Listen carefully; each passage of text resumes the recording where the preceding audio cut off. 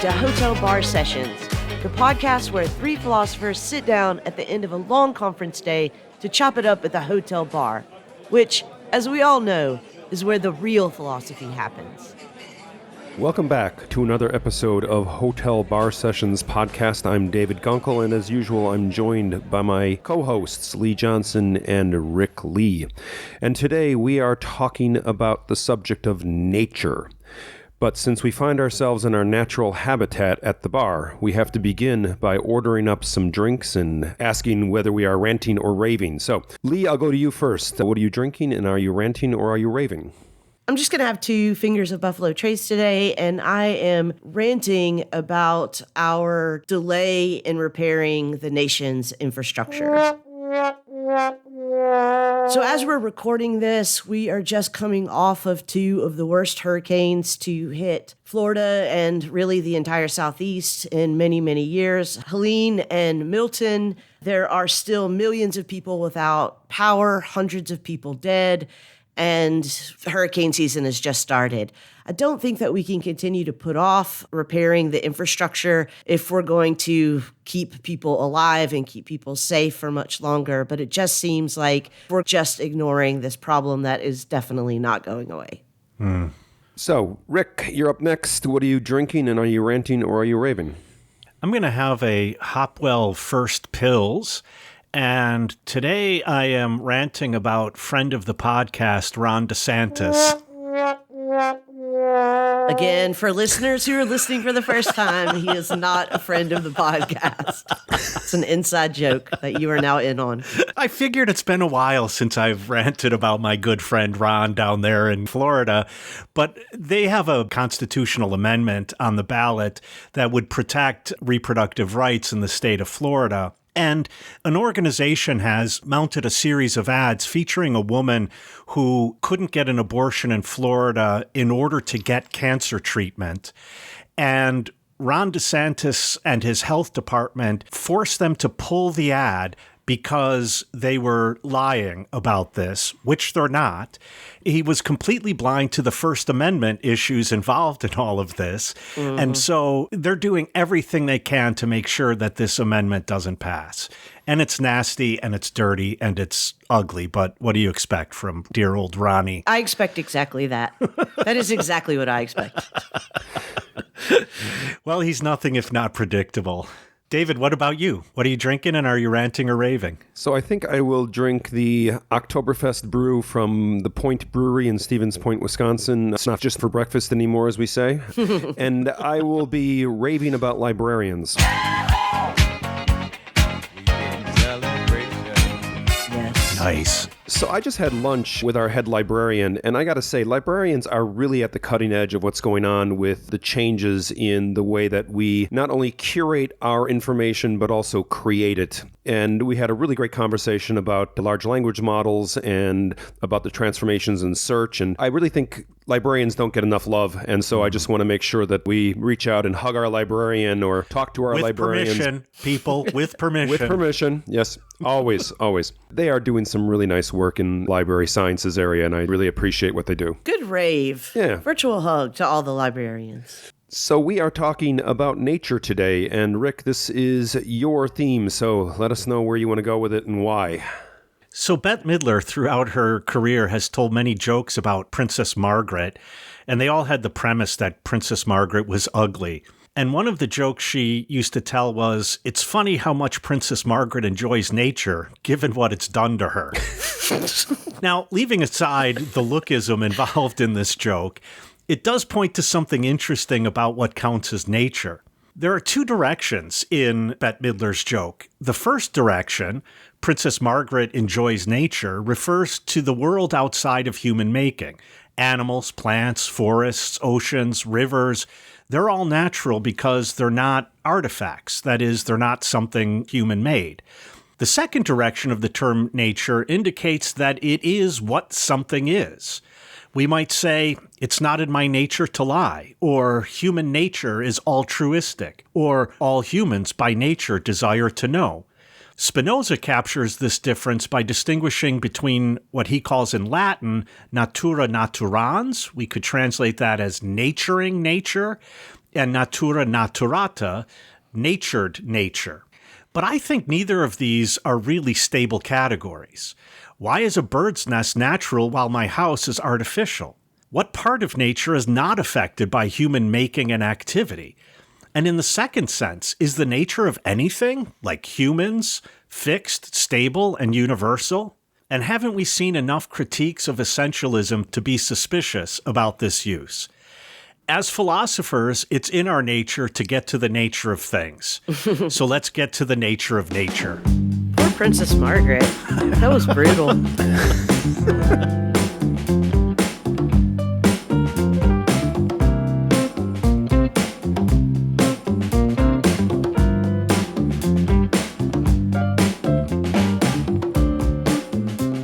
So I know I started off by saying that in both senses, the term nature is an unstable category, but I'm wondering if we could try to come to some kind of definition about nature in this first direction, the other than human world.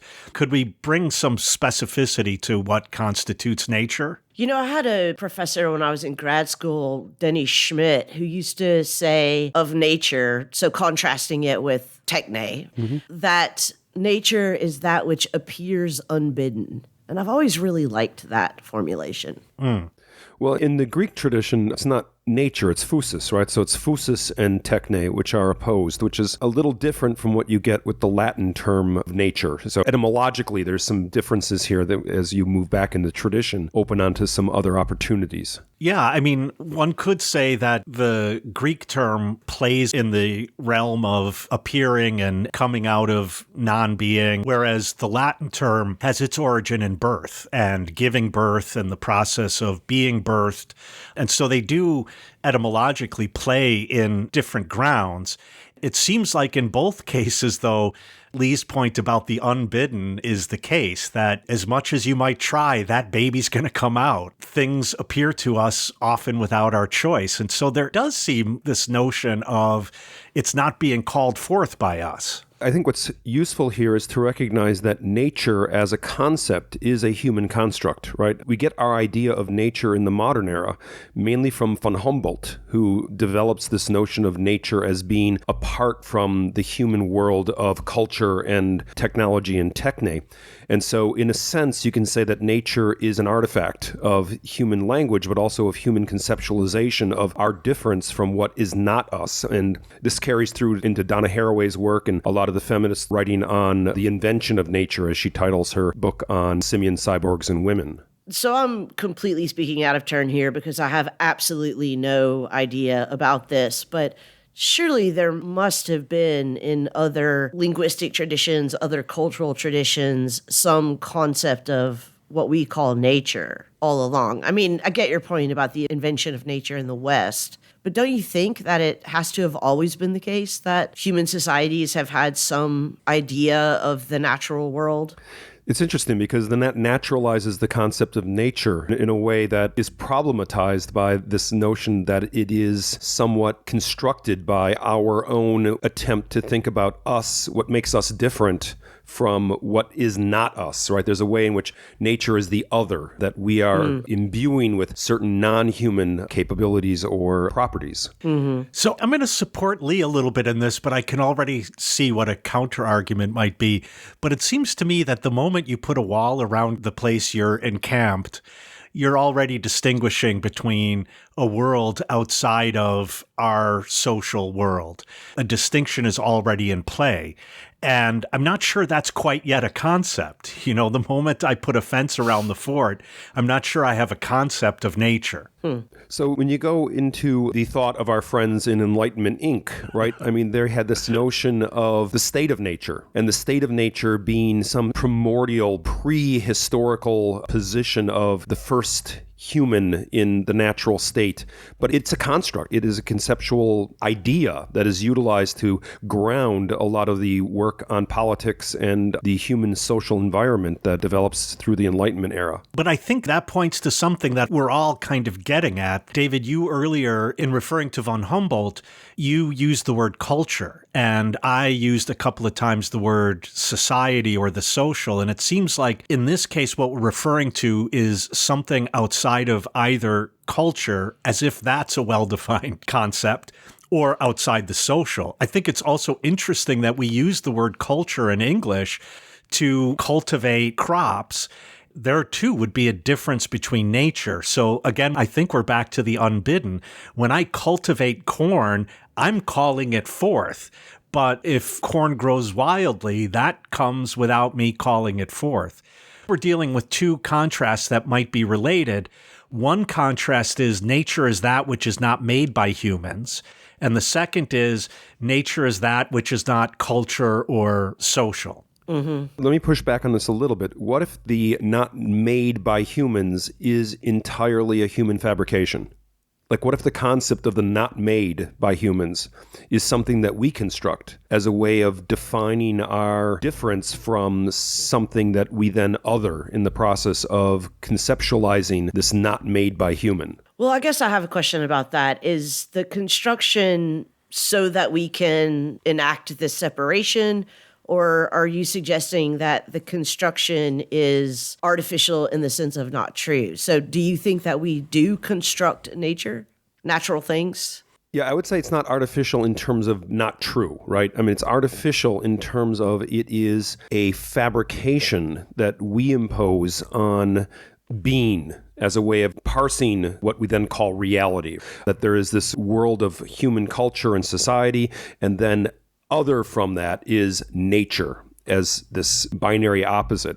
So I think we're dealing with a very primordial Western binary, this nature-culture division that plays out not only in Greek metaphysics, but also in the Enlightenment and beyond. Yeah, I agree with that. I think that's absolutely true. I suppose just to get back to Rick's question, what exactly is that beyond? We could say that it's the unbidden, it's the not made, it's not artifice, it's not techne. It has an order, but it's also mysterious. I'm guessing this is what Rick was trying to get at, and not just like, let's list the things of nature, like plants and oceans and mountains. And trees and birds. But it's interesting, in the way that you characterized it just now, Lee, you had to do so negatively. Exactly, not yeah. This, not exactly. that. And so that it is something characterized by us as the other, as negative, as being different from. And so that is part of that cut that is made in the fabric of being. Following from that is also something I mentioned at the beginning, namely that if we don't take for granted this distinction, then things become a lot more complex in such a way that I think we can then begin to see the role that humans play in the climate and in environmental systems. In other words, to use the example I used in the introduction, we talk about a bird's nest as something natural, but we don't talk about my house as something natural. The birds didn't make the sticks and leaves and whatever it is that they're making their nest out any more than whoever built my house made the wood and all of that. At some point, somewhere along the way, it's all nature. Then, other natural things do some manipulation. I mean, why isn't a plant turning nutrients in the soil into seeds? Why isn't that artificial? And this might go back to support your point, David, about Enlightenment Inc.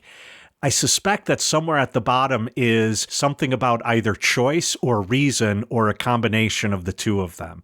That is, I can design a house, I can choose to put it here or there in ways that it seems like plants and animals don't. Or agency. Yeah. And I think this is most obvious in the distinction between physis and techne. So for listeners, when we're using the Greek word physis, that's spelled Phys. It's where we get the word physics. Physis is nature. Techne is made things, where we get the word technological. And I think one of the reasons that we don't say, for example, that the apple tree made the apple is because we think that freedom doesn't exist in nature. Our things that are made by choice, by technique, quite literally. So we don't think that nature operates that way. But it's interesting that in order for nature to come into being, we have to posit a maker, right? In Judeo-Christian traditions, you have God who creates, who is the maker of all of these things that we then call natural. So there's a way in which the stories that we've told ourselves to explain the origin of nature is already a story of some artificer, some divine artificer in the case of God. That, I think, is a way in which we have already inside of nature situated an artifice. It's kind of like the writing-speech dichotomy in Derrida, right? There's writing before speech versus writing. There is artifice in the stories we tell about the origin of the difference between nature and the human artifice. And that is anchored in the theological concept of the God. Well, I want to push back on that because there's certainly other ways of explaining nature that don't require a designer. Oh, yeah. And there are even other ways of talking about nature that entirely conflate the designer with nature. I mean, that's Spinoza, right? Right. Yeah. God or nature. I think in an interesting way, if I posit, for example, an event like what comes to be called the Big Bang, there I'm pointing to, I guess, in a way, an origin, but I think we would have to say that origin is natural in the sense I think Lee was pointing out. Like, we don't say that whatever banged was intentional, that it was sitting there and it's like, all right, today I'm going to bang. So there are completely natural ways to account for the origin of nature. And I want to stick on this agency issue for just a minute because I think there are other things that it implies. One, that there is an order to nature, but that order is neither political nor moral. So often people will say things like, whatever is natural is necessary, right? We don't blame the lion for attacking the whatever it is that lions attack. Antelope? I don't know. What do lions? Yeah, antelope. Whatever is out on the Serengeti that looks Other tasty. nature things. Right, other nature things. We don't hold those things morally responsible because we say there is an order to nature. There are predators and prey.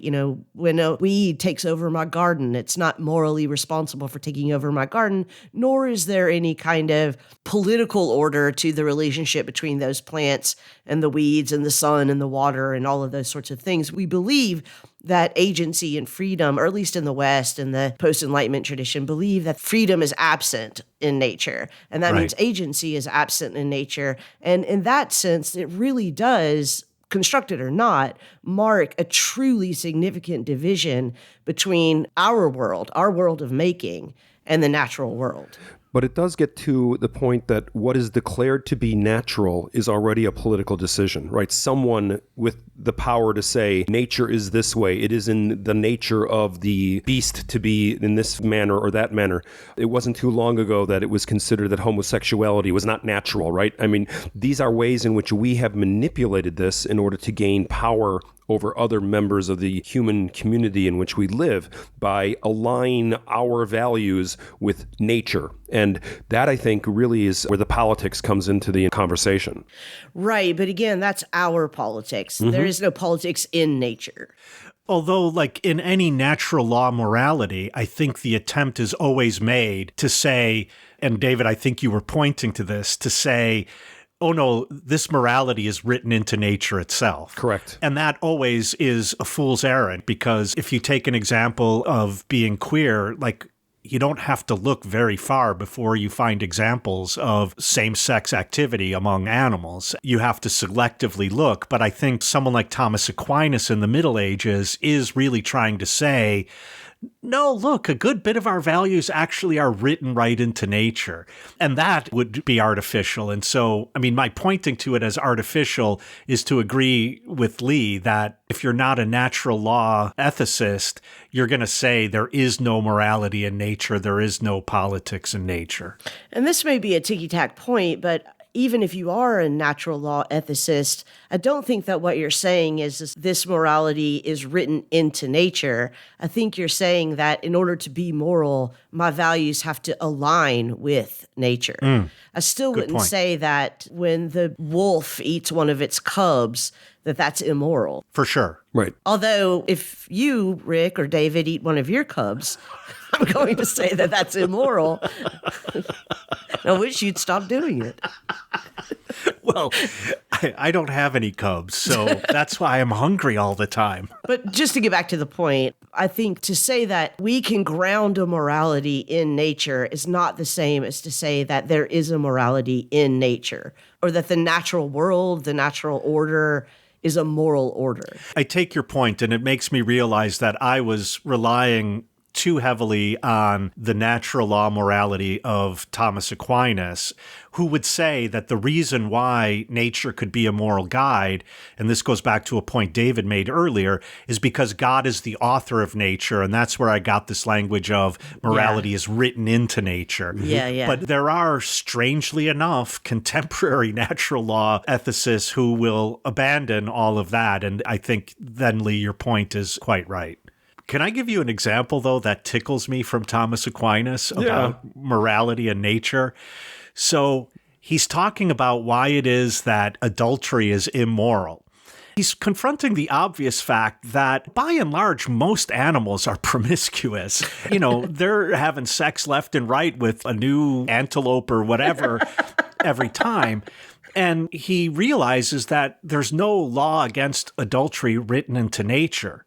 Aha, except there is. Because, he says, there are two kinds of animals. On the one hand, there are animals like the dogs. And in dogs, you need only one of the parents, the mother, in order to nurture and raise the offspring. And so they could be promiscuous. But there are other animals, like the birds, that require both parents in order to nurture and raise the offspring, and they are not promiscuous. And we humans, obviously, are more like the birds than the dogs.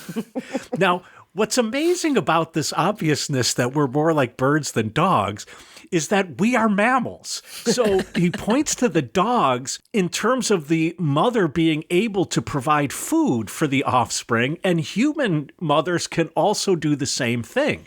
But then he goes on to say, no, but the reason why two parents are required is because, yes, the mother could feed the offspring, but the father has to educate the offspring. Mm-hmm. And what I love about this is it shows a moment in which there is an implicit admission that this is not a natural law morality because I need a social concept like education in order to make this whole thing work, because otherwise nature would tell even the humans, go out and be fruitful and multiply with whomever. Yeah. I also want to point out another implication of this, again, Western conception of nature as being necessary, as not involving agency or freedom. Yeah. Because we can't hold nature responsible, therefore we can't punish it, we can't be angry at it. Right. That's very frustrating for us, right? I mean, I want to be mad at hurricanes. I want to be mad at viruses. I want to be mad at aging. I want to be angry. I want to punish some of these things, but I can't. And that, I think, reinforces our belief that there is a real deep metaphysical ontological separation between the kinds of beings that we are and the rest of nature, despite the fact that, of course, we must recognize that we also are natural beings. Yeah, and I think this is most obvious in Kant, who basically says there are two realms. There's the realm of nature and there's the realm of freedom. Right. And never the twain shall meet. You know, even within his thought, there's a certain, again, implicit pointing to the fact that this distinction is untenable.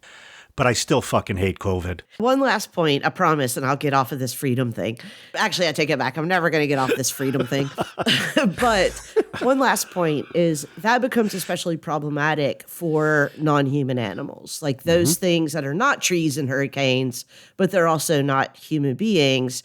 And frequently we see in a lot of non-human animals, elephants, dolphins, some advanced apes, behaviors that appear very much to us to look like reason and agency and freedom and even morality in many cases. And the only way that we don't know that that's what those things are is, of course, because we don't share language with non-human animals. They can't explain to us why they're doing what they're doing, if there even is a why. And I think that's where, for me, to get back to Rick's original question, like, what is this nature in the first sense? Well, it's easy to say, okay, it's trees, oceans, mountains, lakes, stars, etc. It's harder to say elephants and dolphins and advanced apes in the exact same way. And I think, to raise Donna Haraway's name again, one of her arguments, particularly about the issue of aggression related to primates, is that one of the reasons why we say that animals aren't free, even dolphins and octopi and so on, is ultimately because they're not human. Right. And I think there is no further argument than that. I think that shows the way in which this distinction is, at best, a porous one, and at worst, untenable.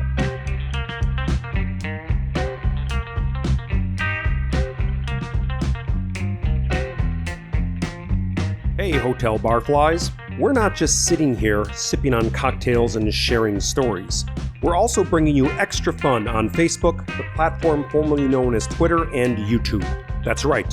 Follow us on Facebook for all the latest updates, or follow us on the platform formerly known as Twitter at Hotel Bar Podcast, where you can drop us a tweet or join the conversation with other listeners. And don't forget about our YouTube channel, where we share all of our episodes. So if you're ready to help us keep the bar open past last call, hit that like button or follow and subscribe. It's like getting VIP access to all things hotel bar sessions. Thank you for all your support, and remember, whether you're on Facebook, Twitter, or YouTube, we've got a seat at the bar just for you.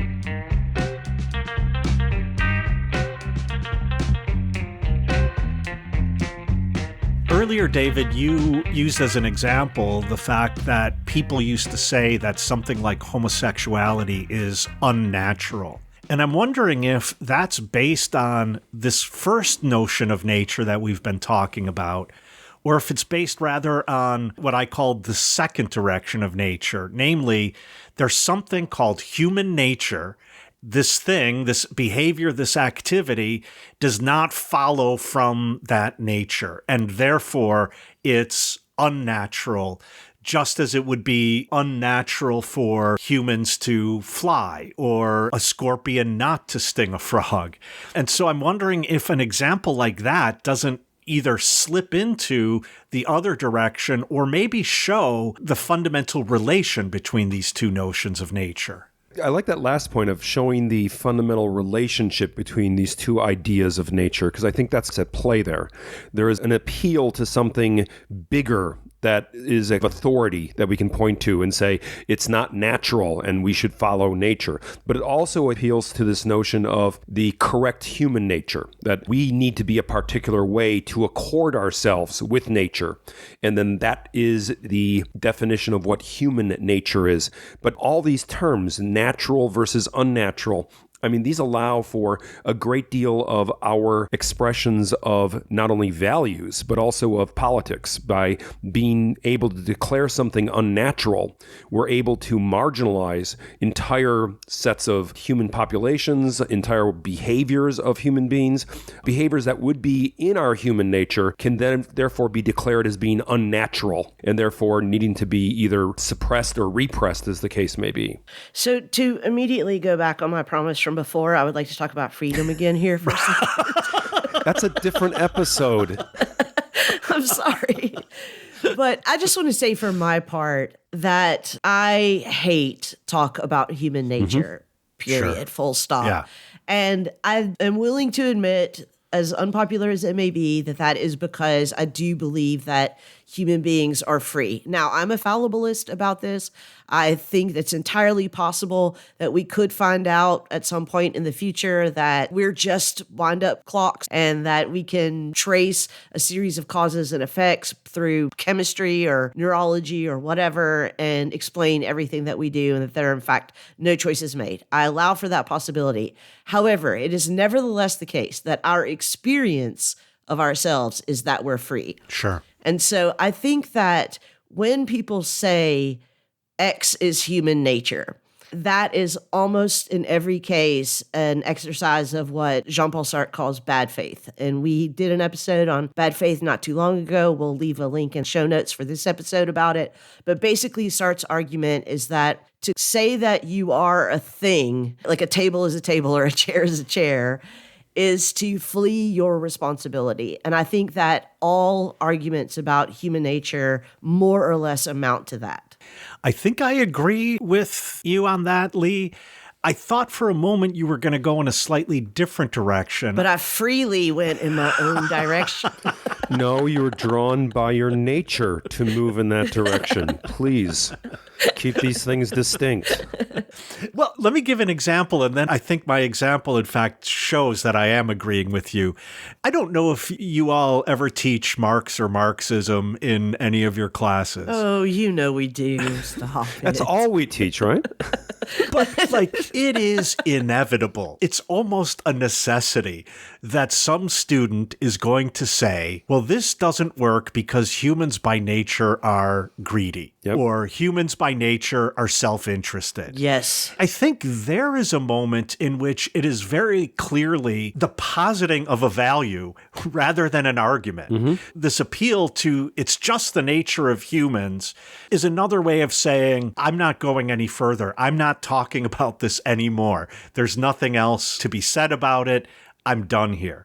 And so I think that in an interesting way, this argument that's often raised against Marx is an argument at the same time against freedom in the way you've been talking about it, Lee. That is, I cannot not be self-interested. If I were not self-interested, I wouldn't be a human or not a good one. So I thought you were going to move more in that direction about the ways in which this appeal to nature kind of are ways of stopping inquiry. But I think that amounts to the same thing you were saying about treating myself as if it were a thing is also a way of stopping inquiry. Because if I'm a table, then I'm just going to table, right? And I can't do anything but table. And look how convoluted your arguments have to get in order to make an argument like, for example, human beings are by nature self-interested. I mean, I always say to students when they say this, explain to me how the first infant ever lived if human beings are by nature self-interested. And of course, they're going to say, well, because the mother and father wanted to keep the species alive. And I'm like, yeah, twisting yourself into too many pretzels to make that sort of an argument, right? If you're self-interested, the last thing that you're going to do is take care of the most needy part of nature ever invented, infants, right, over yourself. And I think also, it's not in my self-interest to further the species. Exactly. Fail to see that I have an interest in the continuation of the species. But again, I think this goes to your point, which is that the argument is meant to stop any further inquiry. Correct. It's not actually meant to investigate the actual conditions that we're talking about and make a point that at least agrees with those conditions. It's just to say, here are all the arguments that you can no longer make because I've put this wall up that says this is the nature of human beings. Anything inconsistent with that is just not going to be considered. It serves a theological role in a way. I mean, you would, in previous eras, say it's God's will that it be this way, and that puts an end to the argument. And now you make the appeal to nature as this transcendental authority. This is what it is by nature, and therefore we don't need to argue about it anymore because it just is. And I think it functions in a very similar way that appeal to a divine authority does. And to appeal to nature in that way is to insist that the nature of a thing is fully available to me and to us. Mm-hmm. And I want to know, to what capacity is the nature of something fully available? We don't have such a capacity. I also want to try to head off at the pass a few objections to this. So I can imagine someone saying, well, there are certain biological facts about me that I don't choose. And that's, of course, absolutely true. I mean, sure. If there's anything that is absolutely in the nature of human beings, it is that we are born, that we are embodied, and that we die. That's pretty much it. I, for example, have type 1 diabetes. Now, I might say I have to take insulin. It's in my biology. I'm not choosing to do that, right? But of course, I am choosing to do that, right? I'm choosing to live every day that I take insulin as opposed to not taking insulin. People might also say some people have a biological predisposition towards, for example, alcoholism, which is true. It seems to be pretty well established that there are certain indicators, biological indicators, that might make you more predisposed to certain kinds of addictive behaviors than other people. That's still not the same thing as saying that you have to be an alcoholic, right? I mean, there are still choices. So even when people want to say it's in the nature of human beings to be X, I would prefer that they say human beings have a tendency to be X, but also that even given those tendencies, there are still choices to make. So, Lee, I want to ask you a question and go back to our good friend in the Enlightenment Inc. group, Immanuel Kant. Would you say that it is in our nature to be free? That's an interesting question, because if what you mean by it's in our nature to be free is simply we are free, then I would say yes, again, with the caveat of, that might not be true, but that's my understanding.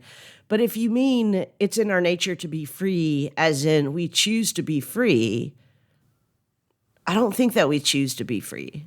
So then that would ground freedom in a natural necessity.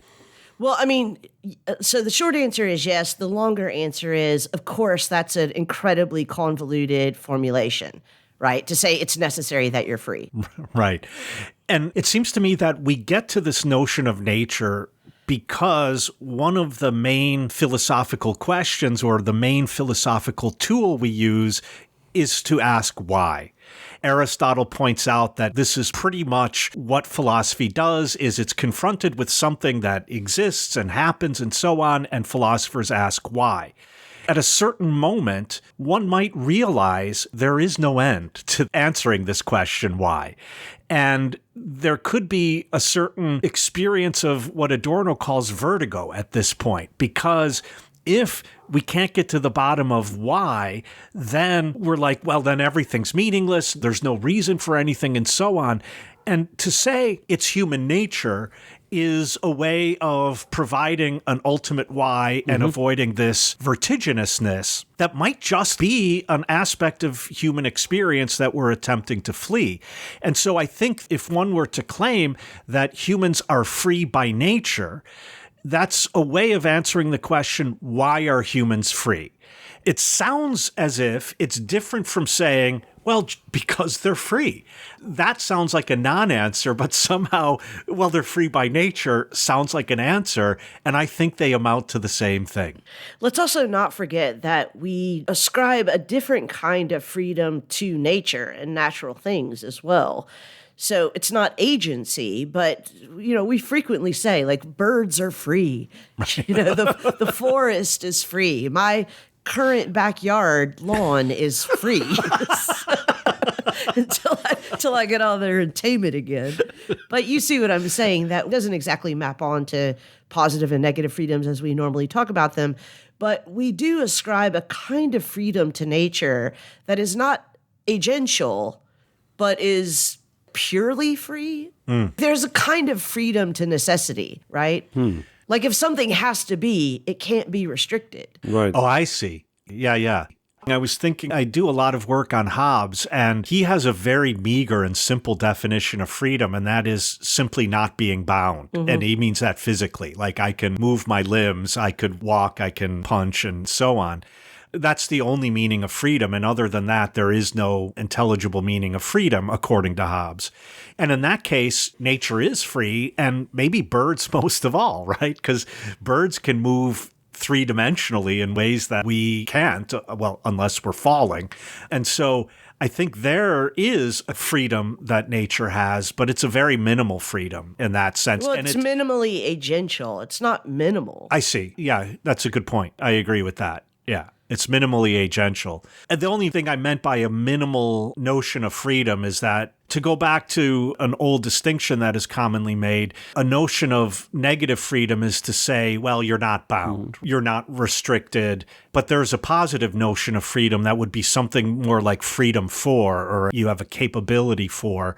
And I was calling a minimalist notion of freedom something that is just purely negative. Yeah, maybe a good example of this would be to say that if it is the case that it's in the nature of human beings to be self-interested, that's a restriction on human beings.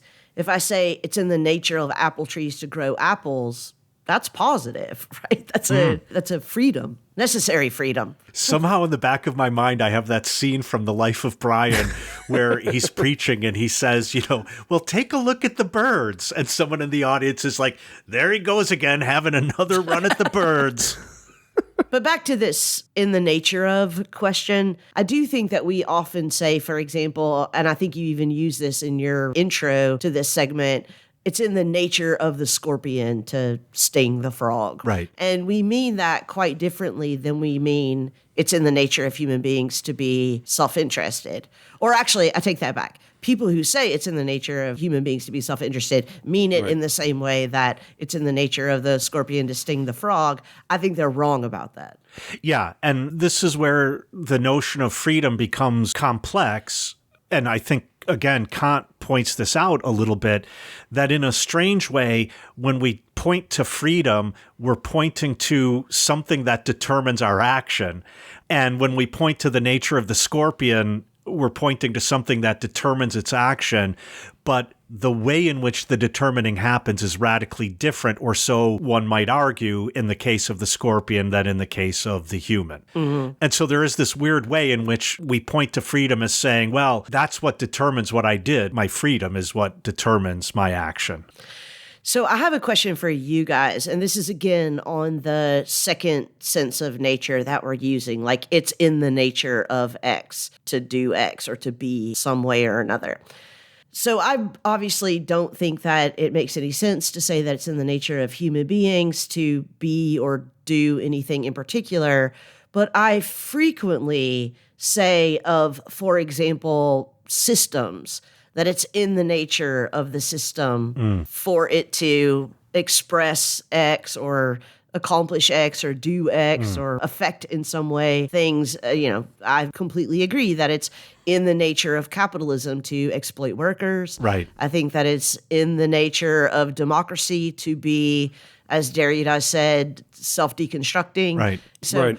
It's a different way of talking about the nature of something, both than the way that we talk about the nature of nature and the way that we talk about the nature of free human beings. And it interestingly puts a nature in something that is an artifact. It's in the nature of capitalism. Mm-hmm. We invented capitalism. Shut your artifice. mouth. Oh, yeah. Okay. It's exactly. Sorry. It's as natural as the tree outside my window. Correct.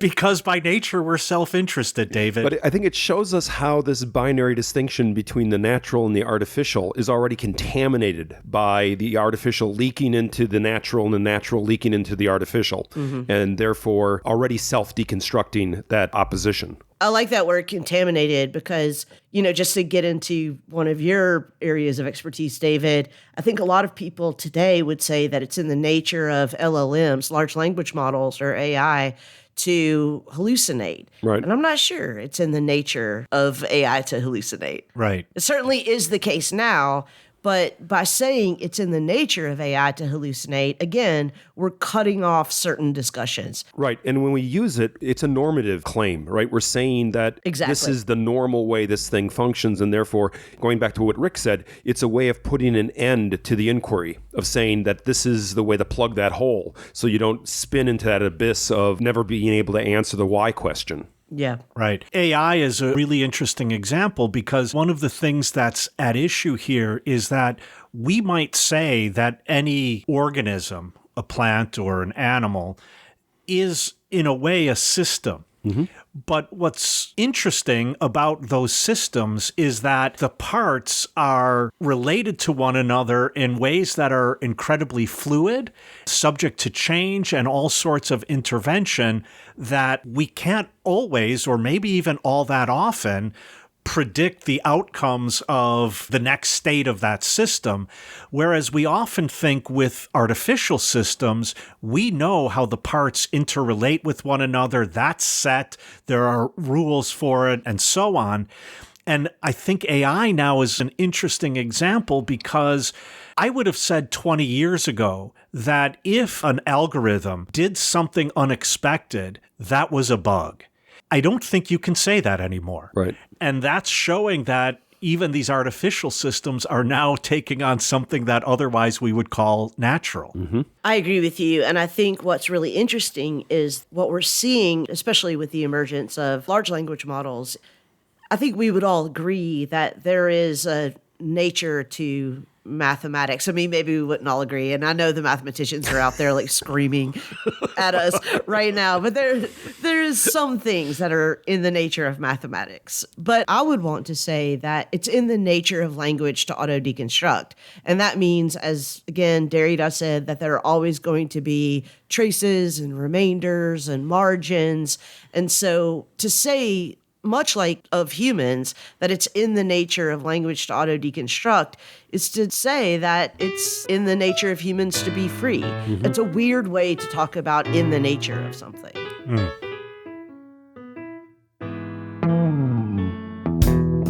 Hey, Hotel Bar Session listeners, this is Rick Lee. Do you know what kind of pillow I use or mattress I sleep on?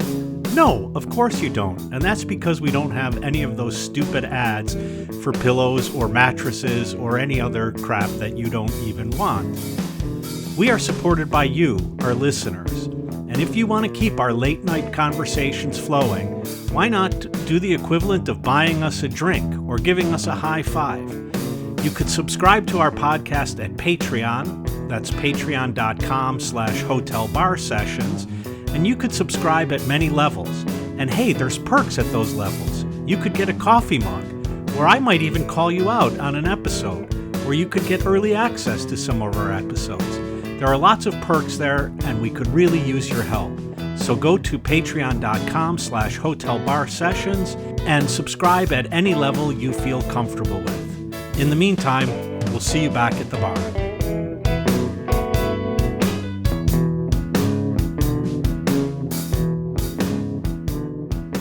So we've spent quite some time beating up on nature and showing how it's an unstable concept in both directions. But I wonder if we might want to pause for a moment or hesitate before completely eliminating or destroying the concept of nature. And I have a couple of things in mind, but one big one I have in mind is, don't we need something like a concept of nature or a concept of something like nature, either way, in order to confront the climate catastrophe that humans have been bringing about for quite some time? That is, I think we need to say something like, we, humans, have been doing something to something other than us. You know, maybe this is just a strategic point, but I'm wondering if there isn't some reason to hold on to this as if it were a more stable category. I think this is where von Humboldt has actually done a lot of good for us. I mean, in inventing this concept of nature in German Romanticism and idealism, he puts forward this notion of an other that needs to be respected. And I think that can inform a great deal of the manner by which we address ourselves to the climate crisis, because resolving it is going to be a matter of respecting nature, whatever we decide that is, in an effort to try to address the effects of the climate crisis, not only on human beings, but on the totality of what is called nature.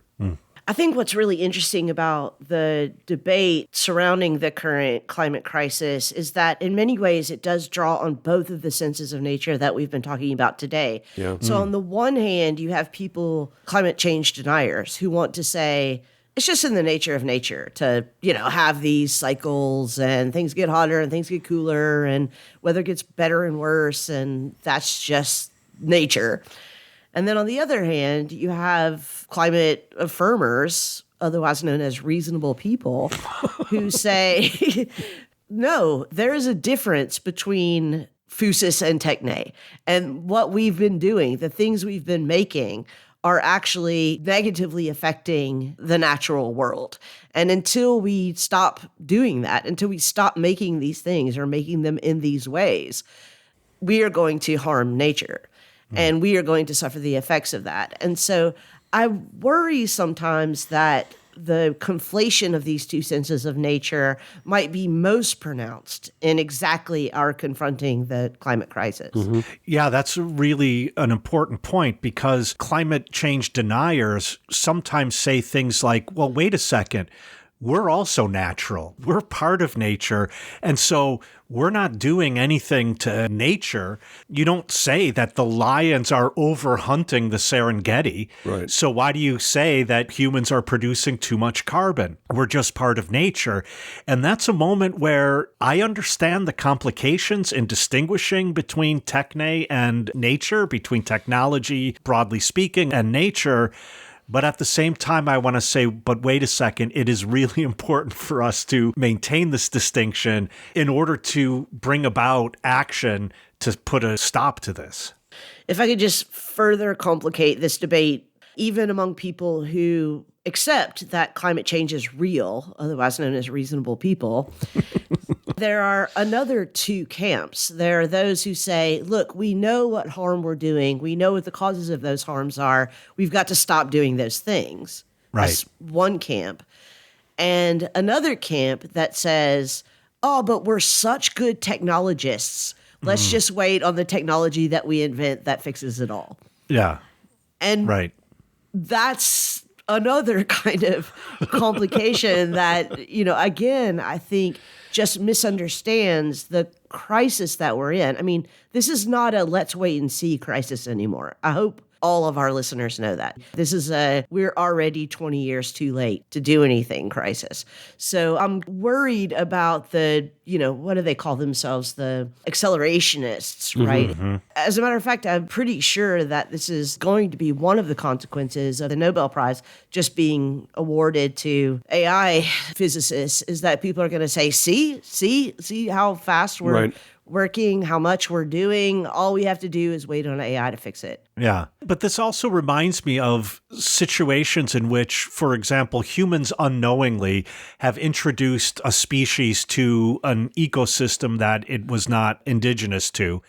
And they realize, oh my God, we've destroyed this entire ecosystem. How do we solve this?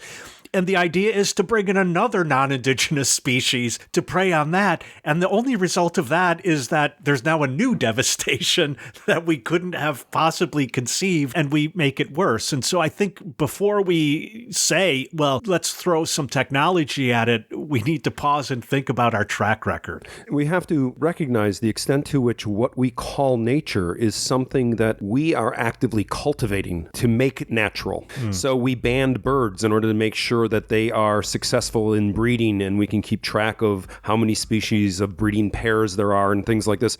We plant native species to take over invasive species. In order to make the world more natural, we are doing more intervention using technological means to make nature nature. And so again, this shows us just how contaminated these two concepts are. As we try to maintain the separation, we find ourselves more and more crossing the boundary of that separation.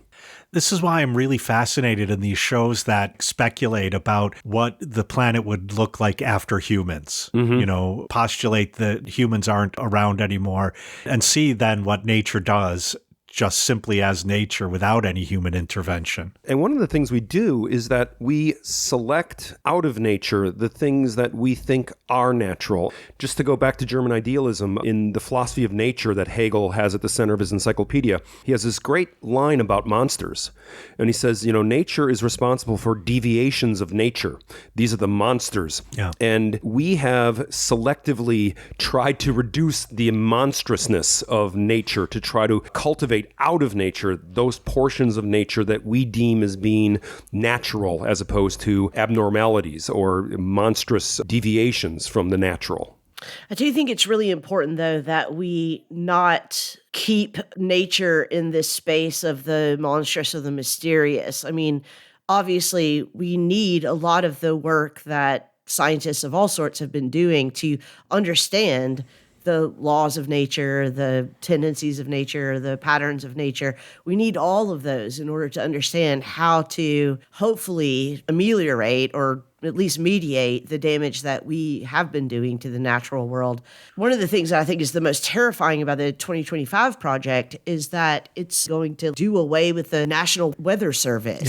Yeah. Like things like this. I mean, we need to know what is happening. I mean, not just for the safety of humans, but for our understanding of how nature is evolving. This puts me in mind of a conversation I once saw at a conference between someone who was presenting Derrida's notion of justice and incalculability. So for those of you out there who aren't Derridians, there is this notion that justice, in order to be justice, has to deal with incalculability because any attempt to calculate will always, in a sense, restrict things, as we've been talking in a similar way about the concept of nature doing, and therefore be an injustice. And the speaker was celebrating this, as, many people do.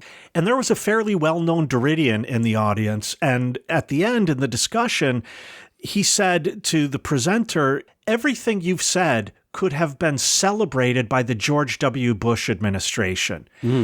Are there weapons of mass destruction in Iraq? Undecidable. Do humans have an impact on the climate? Undecidable. So let's not worry about it. And now, Lee, I think you've raised another example of this, like weather. Who knows? It's so crazy and unpredictable, i.e. undecidable and incalculable. So any attempt to give a weather forecast is by nature political. Let's just stop it. And this Derridian said, maybe what we should say is calculate the shit out of everything calculable as far as we can. Exactly. And then recognize we're now on the brink of undecidability. Yeah, for real. I mean, I know that there are millions of people who are very happy to have had some advance warning about, again, these last two hurricanes that happened in the last 2 weeks that we're recording now, Helene and Milton. But we have to have those. We have to have them. Yeah, of course. So the way the climate crisis is often spoken about, whether you're a denier or you're an affirmer, is that we have to fix the climate crisis because it benefits us. It's a very anthropological way of thinking about the climate crisis. It's very much centered on human survival. There's some more radical environmental philosophers and ethicists that are saying it should be construed much more broadly, that we're trying to heal the planet and not just make it serve our purposes as an instrument of our survival. And that's a very different way of looking at this object of nature and what the climate crisis means and how we remediate the crisis that is before us. When I was a kid, my grandmother used to complain constantly about kudzu. I don't know if you guys have this in your part of the world, but it's an invasive plant that quite literally takes over everything once it's introduced into an environment. And in Tennessee, anyway, you can drive along the highways and sometimes go for a quarter, a half a mile and look out your window and everything is covered by kudzu. Everything is covered by kudzu. Now, kudzu is not native to North America. I'm pretty sure it's a Japanese form of arrowweed or something like that. Somebody had to bring it here, right? Right. And I think that's one of the things that, following up on David's point about thinking very carefully about how we're going to mediate the crisis that we're in, part of it is about our conceptual apparatuses. How is it that we understand the difference between physis and techne? How do we understand the difference between the natural world and the things that we're making or doing to the natural world? But also, we have a whole history of things that have already been done. And God bless Gen Z, they realize this more than ever, that they can't just say, we're going to be environmentally sensitive. There's already too much damage done. And so we've got to think very, very carefully about how we're going to meet this challenge. And meeting that challenge means reckoning with our concepts of nature, our understanding of our own history, the way that we're going to talk to one another about what is or is not the case, so many things. And we have to stop the kind of invasive overgrowth of harmful activities. And it seems to me that some of our historic concepts of nature, including the ones that David was pointing out earlier in the conversation, are involved in the climate catastrophe we have brought about. That is, there are concepts of nature that permit or say nothing about the domination of nature, or some that even require the so-called domination of nature. And so some of these have been part of what brings about our current climate catastrophe. And Lee, what you're pointing out is we need a concept of nature that is going to value nature itself. Exactly. And I got to say, I'm saying this as somebody who hates nature. I mean, hate nature. I don't hate nature, but I'm not a camper. I'm not a person who wants to get out and take a walk in the woods. Nope. So if I understand this, you can understand this. So you don't have to be a tree hugger to get on board. Exactly.